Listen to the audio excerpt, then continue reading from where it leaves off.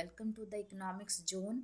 आज के इस वीडियो में मैं आप लोगों के साथ डिस्कस करने वाली हूँ class 9 NCERT economics subject chapter 2 people as a resource.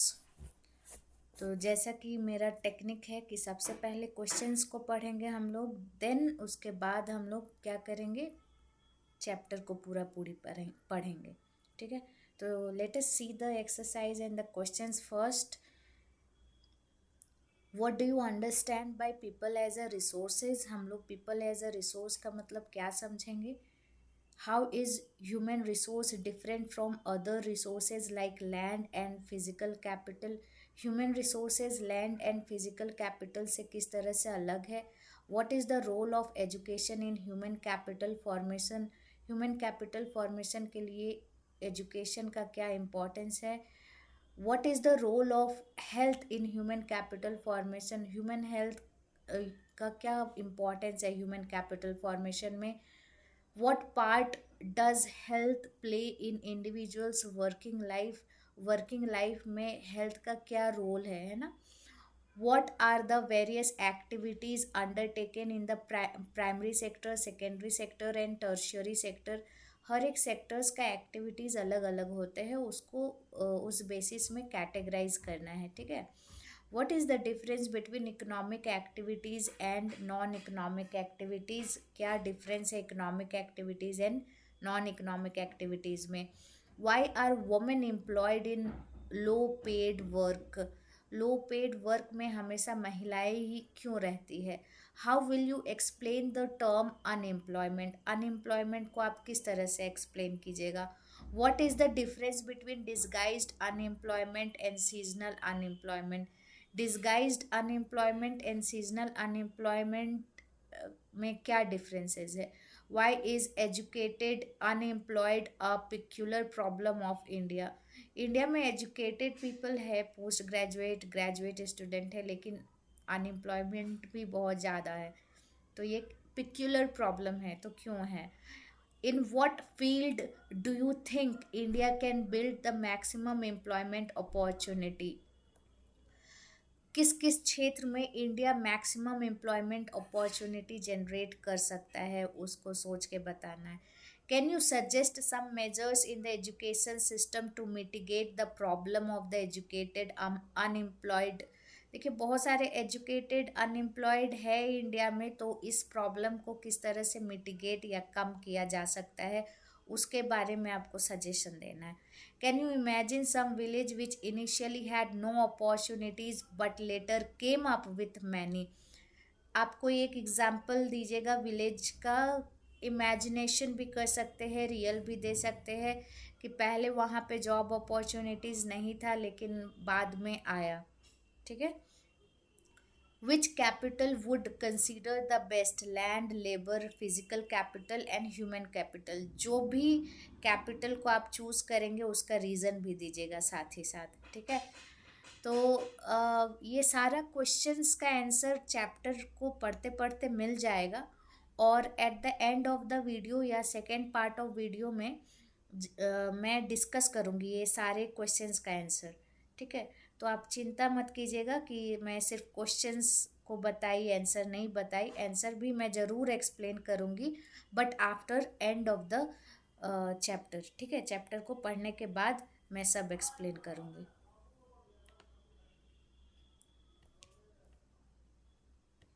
So let us study. Chapter 2, People as Resource. The chapter People as Resource is an effort to explain population as an asset for the economy rather than liability. Population becomes human capital when there is investment made in the form of education, training, medical care. In fact, human capital is the stock of skill and productive knowledge embodied in them. देखिए, people को हम लोग resource भी मान सकते हैं, liability भी मान सकते हैं, बट इट डिपेंड्स करता है कि किस क्वालिटी के पीपल अवेलेबल है एक पर्टिकुलर कंट्री में। अगर most of the people educated है कंट्री में, अच्छा स्किल्स है, अच्छा एजुकेशन है, ट्रेंड है, मेडिकल केयर फैसिलिटीज़ अच्छा है, that means people can be consider as resources. लेकिन कोई एक ऐसा कंट्री है, मान लीजिए, जहाँ पे एजुकेशन की कमी है स्किल्ड पॉपुलेशन नहीं है, मेडिकल केयर फैसिलिटीज़ अच्छी नहीं है, तो वहाँ के people as a liability treat किए जाएंगे, ठीक है। तो पीपल को रिसोर्स या फिर लाइबिलिटी कंसीडर कर सकते हैं as per the quality of the people, ठीक है। अगर वो स्किल है, एबिलिटी है, कैपेबिलिटी है उनके अंदर, तो definitely people will be called as resources. Looking at the population from this productive aspect emphasizes its ability to contribute the creation of gross national product. अगर people productive है, skilled labor है, अच्छा capabilities है, then definitely they will add to the national income of the country. देखिए, green revolution जो start हुआ था late 1960s में, वो कैसे आया था? तो एम एस स्वामीनाथन जो साइंटिस्ट थे, वो HYV सीड्स के ऊपर रिसर्च किए, HYV सीड्स के बारे में इंफॉर्मेशन दिए, तो उनके through we have green revolution in India. तो उनका नॉलेज बहुत हेल्प किया इंडिया को सेल्फ सफिशिएंट बनने में, एग्रीकल्चर के मामले में। यहाँ पे इंटरेस्टिंग टॉक हो रहे हैं दो बच्चों के बीच में। तो she is asking what is human resources, is it like land and labour. वो पूछ रही है कि ह्यूमन रिसोर्स क्या है, क्या ये लैंड और लेबर की तरह है? तो ये बच्चा बोल रहा है कि शायद वो it is more than that, land labour से भी वो ज़्यादा है। What is human capital, it is again वो पूछ रही है what is human capital, is it rupee, पैसे, डॉलर, मतलब है क्या ये? रुपी है, पैसा है, डॉलर है क्या? तो ये लड़का अगेन आंसर कर रहा है कि ये उससे भी ज़्यादा है। इसका मतलब इस कन्वर्सेशन से आपको क्या पता चल रहा है? इस कन्वर्सेशन से ये पता चल रहा है कि ह्यूमन कैपिटल जो है वो मनी से भी इम्पॉर्टेंट है, लैंड एंड लेबर से भी इम्पॉर्टेंट है ना। Now looking at this picture, explain how a doctor, teacher, engineer and a tailor are an asset to the economy. देखिए, अगर टेलर नहीं होते तो how can you have your clothes, stitched cloth. तो टेलर का यहाँ इम्पोर्टेंस है। अगर इंजीनियर नहीं होते तो how can you get the infrastructure outside, road, railway, building, everything is the work of engineer. अगर टीचर नहीं होते तो आज आप स्कूल में बैठ के कैसे पढ़ाई करते, या फिर आज ये यूट्यूब वीडियो या कोई और वीडियो कैसे देखते आप, अपना नॉलेज को कैसे इंक्रीज करते? तो टीचर आर प्रोवाइडिंग सर्विसेज, है ना। This is how they are contributing. Doctor, अगर डॉक्टर नहीं होते तो आपका बीमारी को या बीमारी का कौन इलाज करता? तो doctor is also providing the services. तो all these people are adding value in the country.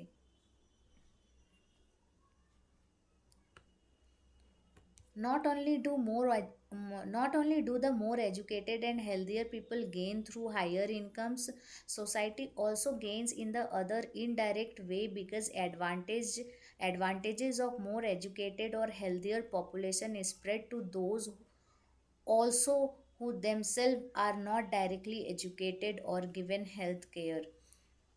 In fact, human capital is one way superior to other resources like land and physical capital. Human resources can make use of land and capital. Land and capital cannot become useful on its own. देखिए कितना अच्छा बात किया गया है यहाँ पे कि लैंड एंड कैपिटल से भी बहुत ज़्यादा इम्पॉर्टेंट ह्यूमन रिसोर्सेज है, क्योंकि ये सारे चीज़ों को यूज़ में लाने के लिए ह्यूमन ही हेल्प करते हैं। मान लीजिए कि एक पीस ऑफ लैंड है, अगर फार्मर नहीं रहेंगे तो एग्रीकल्चर प्रोड्यूस होगा क्या? नहीं हो सकता है। अगर एक इंडस्ट्री है, उसमें कोई भी लेबर आके काम नहीं करेगा तो क्या प्रोडक्शन हो पाएगा? नहीं हो पाएगा, है ना। For many decades in India a large population can be considered as a liability rather than asset. बहुत डिकेड से कंसिडर किया जाता था कि पॉपुलेशन जो है वो लाइबिलिटीज़ है, एसेट्स नहीं है। But a large population need not be a burden for the economy. It can be turned into a productive asset by investment in human capital. देखिए, कोई भी ह्यूमन कैपिटल का यहाँ पे बेसिकली बात कर लीजिए।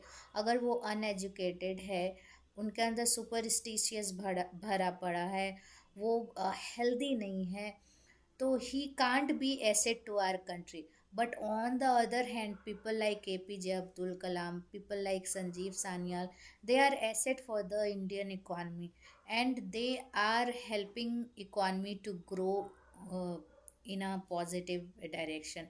That's why अगर ह्यूमन पे इन्वेस्टमेंट किया जाए एजुकेशन के थ्रू, हेल्थ के through, better skill, better technology का एजुकेशन देकर अगर उसको स्किल्ड पर्सन बनाया जाए, तो definitely human capital can not be a liability, rather it will act as asset to the country. Two following cases illustrate how people can try to become more productive resource. देखिए, दो example दिया गया है और इसमें बताया जाएगा कि किस तरह से पीपल जो है प्रोडक्टिव अपने आप को बना सकते हैं. Story of Sakal. There are two friends, Vilas and Sakal, living in the same village, Simapur. Village was 12, Sakal was 12-year-old boy. His mother, Sheila, looked after domestic chores. Uh, his father, Bhutta Chaudhary, worked in agriculture field. Sakal helped his mother in domestic chores. He also looked after his younger brother Jitu and sister Situ. His uncle Syam has passed the matriculation exam but was sitting idle in house as he had no job. Bhutta and Sheila were eager to teach Sakal. They forced him to join village school, which he soon joined. He started studying and completed his higher secondary examination. His father persuaded him to continue his studies. He raised loan for Sakal to study a vocational course in computer. Sakal was meritorious and interested in studies from the beginning.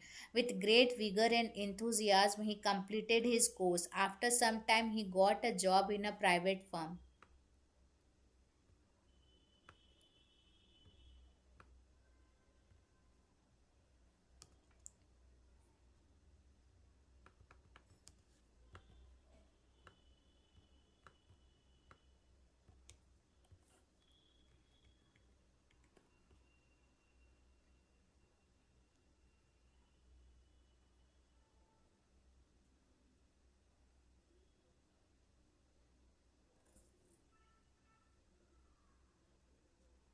After some time he got a job in a private firm.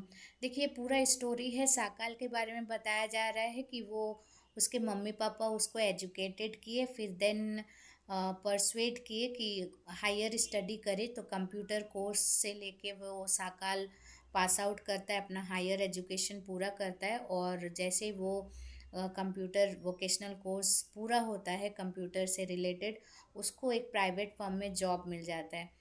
तो he even design a new kind of software, और उस फर्म में वो नया software बनाता है. This software help in increase the sale of the firm, और वो नया सॉफ्टवेयर से कंपनी का जो सेल है वो बढ़ जाता है. तो उसका बॉस उसके काम को एक्नॉलेज करता है, रिवॉर्ड करता है, और उसको प्रमोशन भी मिलता है. ठीक है. तो ये स्टोरी किसका था? साकाल का था, जो कि पढ़ा लिखा, अपने आप को एजुकेट किया, कंप्यूटर का कोर्स सीखा, न्यू सॉफ्टवेयर डेवलप किया अपने कंपनी में आफ्टर गेटिंग जॉब, और उस सॉफ्टवेयर से सेल्स इंक्रीज हुआ. Because of that he got rewarded, promotion हुआ, और डेफिनेटली उसका जो इनकम है ऑल्सो वो इंक्रीज किया है ना. Now look at the story of Vilas. Vilas was an 11-year-old boy residing in the same village as Sakal. Vilas' uh, father Mahesh was a fisherman. His father passed away when he was only 2 years old. His mother Geeta sold fish to earn money to feed the family. She bought fish from the landowner's pond and sold it in nearby mandi. She could earn only 150 a day by selling fish. Vilas became a patient of arthritis. His mother could not afford to take him to doctor. He could not go to the school either. He was interested in his studies. He helped his mother in cooking and also looked after his younger brother Mohan. After some time, his mother fell sick and there was no one to look after her. There was no one in family to support them. Vilas too was forced to sell fish in the same village. He, like his mother, earned only a meager income. इसमें विलास का story एकदम अलग है साकाल से. विलास एक 11 year का बच्चा है, जिसकी मम्मी जो है फिश बेचती है. ठीक है, उसके पापा जो है पहले ही गुजर चुके 2 साल का जब विलास था. तो उसकी मम्मी क्या बेचा करती थी, फिश. लेकिन कुछ दिन के बाद उनकी मम्मी का तबीयत भी ख़राब होता है और विलास को मजबूरन अपने फैमिली को चलाने के लिए वो फिश बेचने का कारोबार को वो आगे बढ़ाता है. ठीक है, लेकिन जिस तरह से उसकी मम्मी फिश बेचा करती थी, सिमिलरली विलास को भी बेचना पड़ता था. तो जितना कम इनकम उसकी मम्मी करती थी उतना ही कम विलास भी अर्न करता है. तो देखिए यहाँ पे विलास को सपोर्ट करने के लिए ना एजुकेशन का सपोर्ट करने के लिए ना उनके पापा ना उनकी मम्मी रही. तो वो अपने आप को स्किल्ड नहीं बना पाया, कोई अच्छा स्किल्स भी नहीं सीखा, जिसके चलते उसका इनकम जो है further in the long run increase नहीं किया और आगे भी चल के नहीं इंक्रीज करने वाला जब तक कि वो अपने आप को ट्रेंड या कोई एक पर्टिकुलर स्किल या ट्रेनिंग ना ले, तो उसका इनकम नहीं बढ़ेगा. तो दो बच्चे हैं लेकिन अलग अलग जीवन की कहानी है, जिसके चलते दोनों का इनकम में काफ़ी फ़र्क पड़ जाता है. तो ये एक्टिविटी है. आप लोग वीडियो को पॉज कीजिए, इस एक्टिविटी को पढ़िए और कोशिश कीजिए कि इसको पूरा कंप्लीट करें. ठीक है, तो इसका आंसर दिया हुआ है बाय द वे यहाँ पे, but still you have to try. The more you try, the more idea you will generate in your mind. चलिए तो पढ़ते हैं इस दोनों केस में क्या क्या डिफरेंसेस हैं. तो in the two case studies we saw Sakal went to school, Vilas did not. है ना, साकाल स्कूल गया, विलास नहीं जा पाया. Sakal was physically strong and healthy, but Vilas तो आर्थरिटिस का पेशेंट था. He lacked means to visit doctor, उसके पास पैसा भी नहीं था कि वो डॉक्टर को दिखाए. Sakal acquired a degree in computer programming. Sakal found a job in private firm while Vilas continued with the same work as his mother. He earned a meager income like his mother to support a family. In case of Sakal, several years of education added to the quality of labor. This enhanced his total productivity. Total productivity adds to the growth of the economy. This in turn pays an individual through the salary or in some other form of his choice. In case of Vilas, there could not any education or health care in the early part of his life. He spent his life selling his fish like his mother. Henceforth, he draw the same salary of unskilled laborer as his mother. वो दोनों कहानी को सुन के आप लोग को ये पता चला कि विलास जो है ना, उसको अच्छा एजुकेशन मिला, ना ही हेल्थ केयर उसको अच्छा मिला, जिसके चलते वो अपने आप को ना स्किल्ड कर पाया ना हेल्दी रख पाया. तो उसकी मम्मी जो काम की वही काम को वो प्रोसीड किया, और उसकी मम्मी चूँकि अनस्किल्ड लेबरर थी, वो भी एक अनस्किल्ड लेबरर की तरह ही फिश बेचा करता था. और जिस तरह से उसकी माँ कम कमाती थी, विलास भी कम कमाया, क्योंकि वो छोटे से बड़े तक ना एजुकेशन अच्छा ले पाया ना वो हेल्थ केयर अच्छा ले पाया. That's why he didn't able to unlock his potential sufficiently. Investment in human resources can give high rates of return in future. जितना ज़्यादा एजुकेटेड होता है इंसान, जितना ज़्यादा हेल्दी होता है और स्किल्ड पर्सन होता है, वो मतलब इन अ लॉन्ग रन बहुत अच्छा कमाते हैं. A child to with investment made on her education and health can yield a high return in future in form of higher earning and greater contribution to the society. Obviously जो भी higher educated children होते हैं, बच्चे होते हैं, आगे जाके वो कंट्रीब्यूट करते हैं अपने इकॉनमी में by earning high, by doing innovation, by doing research and lots of things that is beneficial for the country. They are also conscious of proper nutrition. देखिए यहाँ पे फिर एजुकेटेड पेरेंट्स जो होते हैं वो अपने बच्चे को बहुत अच्छे तरीके से रेज करते हैं, अच्छा एजुकेशन देते हैं, अच्छा हेल्थ केयर फैसिलिटीज़ प्रोवाइड करते हैं, जिससे कि वो अपने लाइफ में अच्छा अर्न कर पाए. ठीक है, उसके बच्चे लोग अच्छे अर्न कर पाते हैं. बट वही ऑन द अदर हैंड जिसके मम्मी पापा अंडर प्रिविलेज रहते हैं और अच्छा से एजुकेट नहीं कर पाते हैं चिल्ड्रन को, अच्छा हेल्थ केयर फैसिलिटीज़ नहीं प्रोवाइड कर पाते हैं, तो वो उनके बच्चे विशियस सर्कल ऑफ पॉवर्टी में ट्रैप हो जाते हैं. ठीक उन्हीं के तरह उनका भी इनकम रहता है ना. Further, countries like Japan have invested in human resources. They did not have any natural resources. These countries are developed rich. They import natural resources needed in their country. How did they become rich, developed? They have invested. देखिए Japan जो है बोल रहा है कि वो human resource में invest किया और आज जापान डेवलप्ड कंट्री में से आता है. तो ऐसा क्यों हो पाया? तो डेफिनेटली इसका आंसर ये है, they have invested on people. People में उन लोग इन्वेस्ट किए. स्पेशली किस पे इन्वेस्ट किए? तो एजुकेशन और हेल्थ पे. These people have made efficient use of other resources like land and capital. Human में तो इन्वेस्टमेंट किए ही और लैंड और कैपिटल का भी बहुत एफिशिएंटली यूज़ किए. Efficiency and technology evolve by people have made this country rich and developed.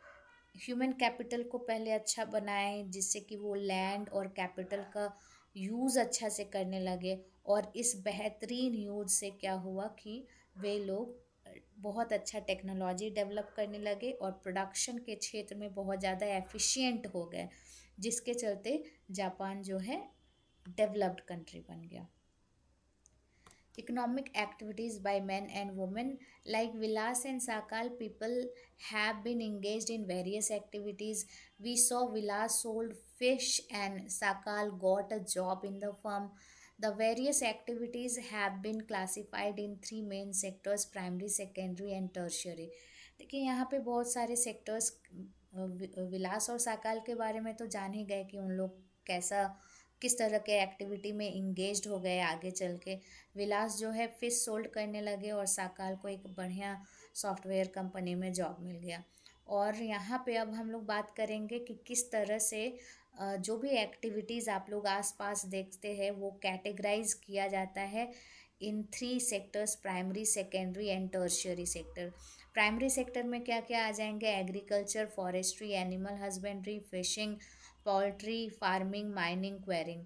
Manufacturing में क्या आ जाएंगे? वो सारे सेक्टर आ जाएंगे जिसमें प्रोडक्शन मतलब इंडस्ट्री या कुछ भी प्रोडक्शन हो रहा है इंडस्ट्री में, स्मॉल स्केल इंडस्ट्री हो, मीडियम स्केल इंडस्ट्री हो या लार्ज स्केल इंडस्ट्री हो, जहाँ पे भी प्रोडक्शन हो रहा है वो मैन्युफैक्चरिंग सेक्टर जो है वो सेकेंडरी सेक्टर में आ जाएगा.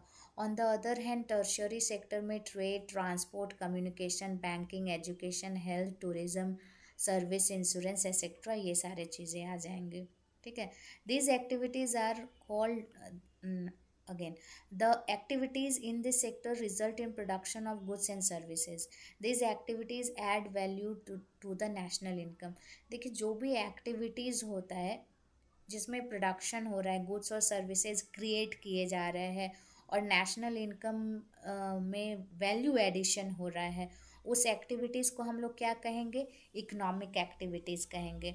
इकोनॉमिक एक्टिविटीज़ दो पार्ट में बांटा गया है, एक मार्केट एक्टिविटीज़, एक non market activities.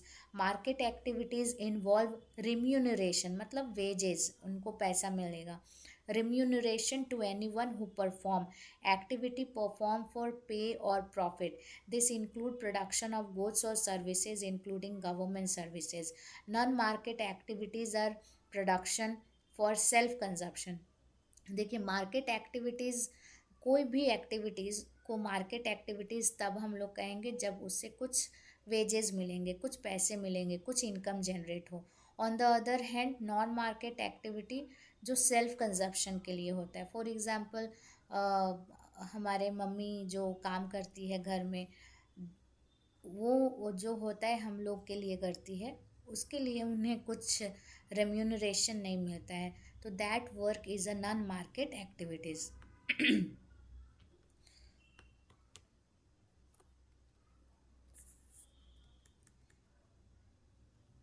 These can be, so non-market activities can be consumption and processes of,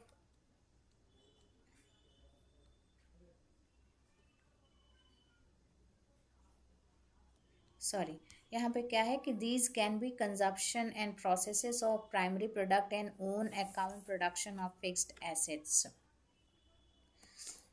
consumption हो सकता है, प्राइमरी प्रोडक्ट का प्रोसेसिंग हो सकता है. अगर आप सिर्फ अपने लिए कर रहे हैं, नॉन मार्केट के लिए, मार्केट के लिए नहीं कर रहे, तो वो आपका क्या हो जाएगा, नॉन मार्केट एक्टिविटीज़ में चला जाएगा, अदरवाइज वो मार्केट एक्टिविटीज़ कहलाएगा.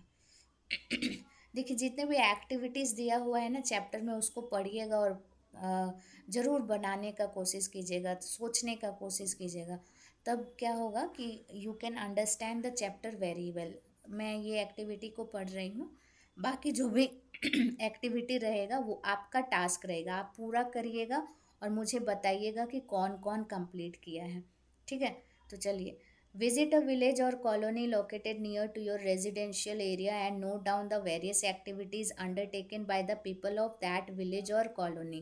If this is not possible, ask your neighbor. देखिए, विलेज जाना अगर पॉसिबल नहीं हो रहा है तो अपने नेबरहुड में जाइए, 3-4 जन से बात कीजिए कि उनका प्रोफेशन क्या है.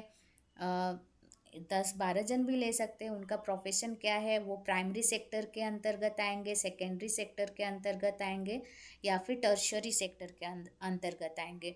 से whether these activities are economic और नॉन इकोनॉमिक एक्टिविटीज़. और मान लीजिए कि कहीं पे आप बात कर रहे हैं, कोई सीनियर सिटीजन है, वो घर में है, छोटे बच्चों का देखभाल कर रहे हैं, तो उनका एक्टिविटीज़ इकोनॉमिक एक्टिविटीज़ के अंतर्गत आएगा या नॉन एक्टिविटीज़ के अंतर्गत आएगा, वो भी आप क्लासीफाई करेंगे. ठीक है, तो चलिए यहाँ पे पहले देख लेते हैं, whether these activities are economic activities और नॉन इकोनॉमिक एक्टिविटीज़. तो जो भी नीचे दिए गए हुए हैं, हम लोग को कैटेगराइज करना है कि वो इकोनॉमिक एक्टिविटीज़ में है या नॉन इकोनॉमिक एक्टिविटीज़ में. Vilas sell fish in the village market. Obviously village में अगर फिश बेचेगा तो क्या होगा, वो उसको पैसा मिलेगा, तो that will fall under the categories of economic activities. Vilas cook food for his family. अगर वो फूड बना रहा है, खाना बना रहा है अपने फैमिली के लिए, तो वो नॉन इकोनॉमिक एक्टिविटीज़ हो गया, क्योंकि उसको उसके लिए पैसा नहीं मिल रहा है. Sakal works in private firm. वो इकोनॉमिक एक्टिविटीज़ हो जाएगा, क्योंकि उसके बदले में उसको इनकम मिल रहा है. Sakal looks after his younger brother and sister. अपने छोटा भाई बहन को देखभाल कर रहा है. इस ये जो है नॉन इकोनॉमिक एक्टिविटीज़ के अंतर्गत आएगा, क्योंकि उसके लिए उसको पैसा नहीं मिल रहा है, इसीलिए. Due to historic and cultural region, there is a division of labor between men and women in the family. Women generally look after the domestic chores and men work in the field. Sakal's mother Sheila cooks food, clean utensil, washes clothes, clean the house and look after her children. Sakal's father Bhutta cultivates the field, sells the produce in the market and earns money for the family. Sheila is not paid for the services delivered for upbringing of the family. Bhutta earns money which he spent on the rearing his family. Women are not paid for their service delivered in the family. The household work done by women is not recognized in the national income. देखिए, यहाँ पे ये बातें की जा रही है कि बहुत सारे हिस्टोरिकल और कल्चरल रीजन के वजह से वुमेन जो है ज़्यादा डोमेस्टिकेटेड है as compare to men. Men जो है बाहर में काम करते हैं और वुमेन जो है घर के कामों को संभालती है. बट दोनों को अगर आप कैटेगराइज करेंगे कि कौन इम्पोर्टेंट है और कौन नॉन इम्पोर्टेंट है, तो आई विल से कि बोथ आर इम्पोर्टेंट. वुमेन का वर्क भी इम्पोर्टेंट है, मेन का वर्क भी इम्पोर्टेंट है. uh, Nowadays the scenario is changing. Women are also working outside, women are working in IT companies, they are earning more. तो ये depend कर रहा है कि क्या अभी मार्केट में हो रहा है, क्या सिचुएशन है। तो जो कहा जा रहा है ना, women are not paid for their service in, obviously जो घर में वो काम करती है out of love for their children, for their family, उसके लिए उनको कुछ भी इनकम वगैरह नहीं मिलता है, और इनफैक्ट वो उसके लिए आशा भी नहीं करती है इनकम। ठीक है। और इस चीज़ को रिकॉग्नाइज्ड नहीं किया जाता है नेशनल इनकम में। बट अगर महिलाएं नहीं होती तो I think people as a resources होना भी बहुत मुश्किल हो जाता है। Gita, mother of Vilas, earn income by selling fish. Thus, women are paid for their work when they enter the labor market. Their earning, like that of their male counter, is determined on the basis of education and skill. देखिए, women अगर skilled है main के बराबर, तो उनका income same होगा। लेकिन वही एक अनस्किल्ड वुमेन है, एक स्किल्ड मैन है, तो उसका कंपैरिजन नहीं किया जा सकता है। तो डेफिनेटली क्या होगा ना, कि women with low skill will able to earn low. Education help individual to make better use of economic opportunities available for him. Education and skill are the major determinant of the earning of an individual in the market. A majority of women have meager education and low skill formation. देखिए, majority of women के पास ना education कम है और skill बहुत कम है, जिसके चलते women are paid low compare to men. But women और मेन का अगर स्किल सेम लेवल रहेगा ना, एजुकेशन भी सेम रहेगा, तो इनकम भी सेम रहेगा। They will not going to pay low. Most women work where job security is not there. Various activities relating to legal protection is meager. Employment in this sector is characterized by irregular and low income. In this sector, there is absence of basic facilities like maternity leave, child care, and other social security system. However, women with a high education and skill formation are paid at par with men, जो मैं आपको बताई। Among the organized sector, teaching and medicine attract them most. Some women have entered administrative and other services, including job that need high level of scientific and technological competence. Ask your sister or your classmate what would she would like to take up as a career. यहाँ पे man हो, women हो, आप boys या girls हो, जो भी हो, इस वीडियो को देख रहे हैं, यहाँ पे पॉज लीजिए और सोचिए कि आप लोग अपना कैरियर में क्या करना चाहते हैं। ठीक है। सोचिए, एक चीज़ नहीं सोचिए, दो तीन सोच के रखिए कि आपको ये भी अच्छा लगता है, वो भी अच्छा लगता है, क्या क्या अच्छा लगता है करने में, और किस चीज़ को आप ज़्यादा प्रेफरेंस देना चाहते हैं। एक बार सोच के लिखिए, देखिए, you will get tremendous amount of knowledge कि हाँ, there are so many field exist and इस पे काम किया जा सकता है। फिर अपने दोस्तों के साथ डिस्कस कीजिए, तो शायद आपको ना दो तीन चीज़ के बारे में पता होगा, डॉक्टर, इंजीनियर, यूट्यूबर वगैरह वगैरह। लेकिन अगर आप अपने दोस्तों से डिस्कस करते हैं कैरियर के बारे में, तो शायद आप लोग ज़्यादा चीज़ों के बारे में जान सकते हैं। ठीक है। So take pause here and try to think on it. Now, quality of population. The quality of population depend on the literacy rate, health of a person indicated by life expectancy, and skill formation acquired by the people of the country. The quality of population ultimately decide the growth rate of the country. Literate and healthy population are an asset. देखिए, जो साकाल और विलास का example हम लोगों ने पढ़ा ऊपर में, तो उसमें क्या था कि Sakal get the degree of computer knowledge, उसके चलते उसको प्राइवेट फर्म में जॉब मिला और वो सॉफ्टवेयर बनाने में सक्षम हुआ। अच्छा सॉफ्टवेयर बनाया और कंपनी का सेल्स को इंक्रीज़ किया। जैसे ही सेल्स इंक्रीज़ किया, तो उसका कंपनी में जो भी थे XYZ जो सीनियर थे, रिकॉग्नाइज किया उनको और प्रमोशन भी हुआ। तो इससे क्या हुआ कि नेशनल इनकम बढ़ गया, है ना। ठीक उसी तरह से अगर बहुत जितने भी पॉपुलेशन है, सबको हायर अमाउंट ऑफ एजुकेशन रहे, सबका स्किल्ड, सब स्किल्ड हो, किसी को जनरेटिव AI आए, किसी को AI आए, ठीक है, कोई अच्छा वीडियो एडिट करता हो, कोई अच्छा डिजिटल मार्केटिंग करता हो, तो उनको जॉब आसानी से मिल जाएगा मार्केट में। अगर वो जॉब मिल जाएगा, मान लीजिए यहाँ पे भी जॉब मिला या फिर बाहर में जॉब मिला, तो उनको इनकम जनरेट होगा, और जैसे ही इनकम जनरेट होगा, that means he is adding value to the country. इसका मतलब अगर कोई भी पीपल लिटरेट है, स्किल्ड है, हेल्दी है, तो definitely they will be called an asset to the country. But on the other hand, illiterate है, unhealthy है, तो वो people liabilities हो जाते हैं, है ना। Education,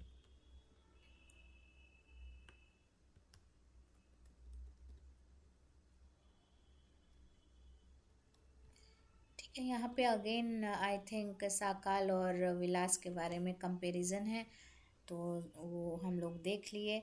now you can see the graph, ठीक है। इस ग्राफ को देखने के बाद हम लोग अपना डिस्कशन को रोकेंगे, क्योंकि वीडियो लंबा हो जा रहा है। सेकेंड पार्ट में मैं रेस्ट ऑफ द चैप्टर को कंप्लीट करूँगी, और देन सारा क्वेश्चन आंसर को डिस्कस करूँगी। जो भी क्वेश्चन एक्सरसाइज में है, वो सारे क्वेश्चंस का आंसर मैं आपको मॉडल आंसर प्रोवाइड करूँगी, ठीक है। मैं बोलते जाऊँगी, आप लोग जॉट डाउन करते जाना। But for the time being यहाँ पे हम लोग इस ग्राफ को देखेंगे, डिस्कस करेंगे, and we will wind up this session for now. तो देखिए यहाँ पे क्या है, लिटरेसी रेट 1951 में क्या था। फीमेल का कम था, अराउंड 8-9%, है ना। मेल का अराउंड 27-26%, और एवरेज था आपका लगभग 18-19%। तो यहाँ से लेके we have completed the journey till 2017, ठीक है। एवरेज मान लीजिए कितना था, 18-19% लिटरेसी रेट था, बट अभी कितना है, मोर than 75%। So this is a big achievement for India. तो अब क्वेश्चंस थोड़ा डिस्कस करते हैं। Has the literacy rates of population increased since 1951? Definitely yes. Graph के थ्रू दिख रहा है ना कि पहले 18-19% था, अब 2017 में around more than 75% literacy rate है। In which year literacy in which year India has highest literacy rate? Year 2017 में हाईएस्ट दिख रहा है ना, more than 80%, 85 around. Why literacy rate is high among male of India?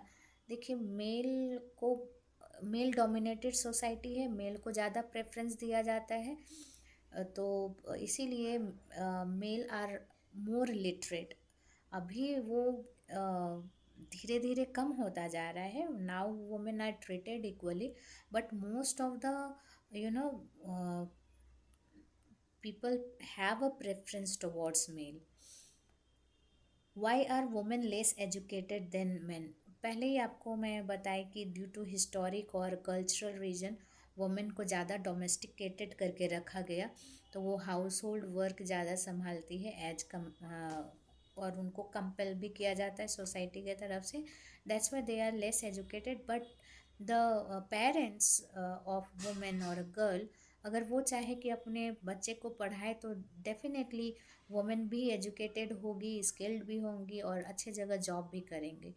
तो it depends on parents. How would you calculate literacy rate of India? Literacy rate को कैसे calculate करेंगे?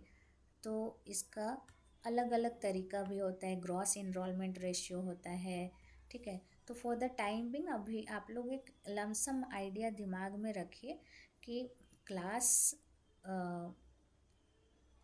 मान लीजिए 1 से लेके 14 ईयर्स के बच्चे तक, 1 से 14, या फिर ऐसे मान लीजिए क्लास एज 6 से 14 तक के बच्चे को उठाइए, या फिर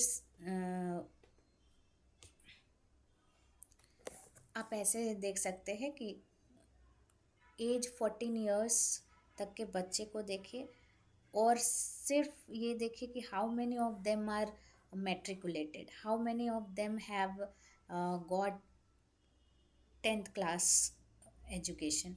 अगर मान लीजिए कि 1000 में से जितने भी पर्सन हैं, आप उसको देखिए कि कितने सारे पर्सन हैं और उस हिसाब से परसेंटेज निकालिए कि 1000 में से कितने ज़्यादा लोग लिटरेट है ना। आई थिंक इसको मैथमेटिकल तरीके से समझाए, सिंपल मैथमेटिक्स एग्जाम्पल लेके बताए तो ज़्यादा इजी होएगा। ठीक है, मान लीजिए पॉपुलेशन है 7+ ईयर्स के, 7 ईयर, 7 से जो ज़्यादा जिनका एज है उनका पॉपुलेशन एग्जाम्पल लीजिएगा। ठीक है, सपोज कीजिएगा, I am just giving lump sum data, 100 million है।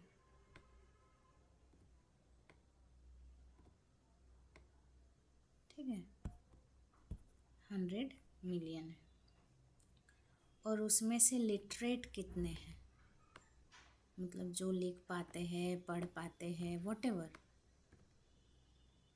लिटरेट हो गए 60 मिलियन।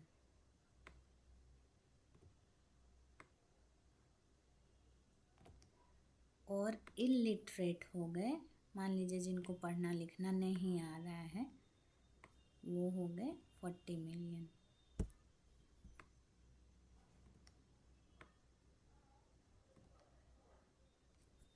तो परसेंटेज निकालिएगा तो रेट निकल आएगा। तो लिटरेट परसेंटेज निकालिए, कितना हो जाएगा। लिटरेट कितना है, 60 है, आउट ऑफ कितना में, आउट ऑफ 100 में।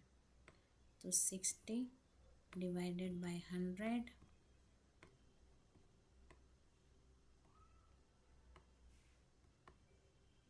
इंटू 100 आप लोग कर लीजिएगा, इंटू 100, तो आपको 60% मिल जाएगा। ठीक है, तो that will be the literacy rate.